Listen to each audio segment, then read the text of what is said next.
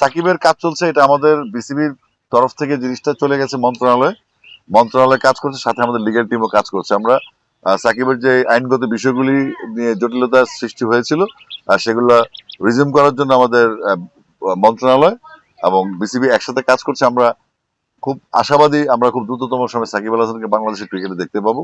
আপনার মতো, সাকিব ভাইয়ানদের মতো, সারা বাংলাদেশের মতো আমরা অপেক্ষা করছি। প্রথমত, এটা একটা আন্তর্জাতিক স্টেডিয়াম বলা হয়, যেটাতে গ্যালারি নেই।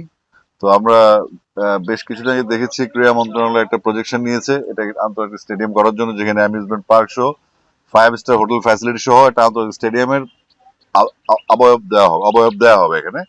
তো এখানে ইন্টারন্যাশনাল ম্যাচ খেলার জন্য গ্যালারি লাগে, অনেক ফ্যাসিলিটিস লাগে, যেটা এই মুহূর্তে আমার মনে হচ্ছে ইন্টারন্যাশনাল ম্যাচের মধ্যে শুধুমাত্র এজ লেভেলে খেলাগুলো হচ্ছে এবং নারী ক্রিকেটটা হচ্ছে এখানে।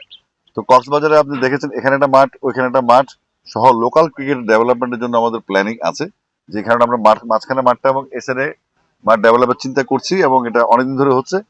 আর আপনি যে ইন্টারন্যাশনাল ম্যাচের কথা বললেন, সেটা যে ফ্যাসিলিটিস দরকার সব এখানে আছে, কিন্তু ওই বড় টিমের খেলাদের জন্য গ্যালারি নেই।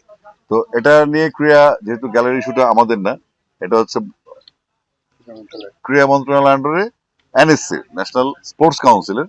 তো ন্যাশনাল স্পোর্টস কাউন্সিল একটা প্ল্যান আমি দেখেছি, আলোচনা হয়েছে, এখানে ফ্যাসিলিটিস সমস্ত 5 স্টার পার্ক সহ একটা স্টেডিয়াম হবে, যেটা সময় লাগবে।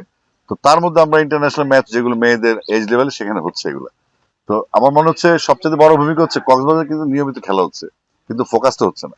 এখানকার যারা আপনারা মিডিয়া কর্মী আছেন, এখানে আমি কয়েকদিন আগে দেখলাম কাউন্সিলের কাপ হচ্ছে, কয়েকদিন মেয়েদের পাকিস্তান সফর ছিল এখানে, অর্থাৎ কোনো না কোনো ভাবে টুর্নামেন্ট কক্সবাজার হচ্ছে, বাট এই ফোকাসটা বাংলাদেশ যাচ্ছে না। যে ফোকাসটা করার দায়িত্ব আপনাদের।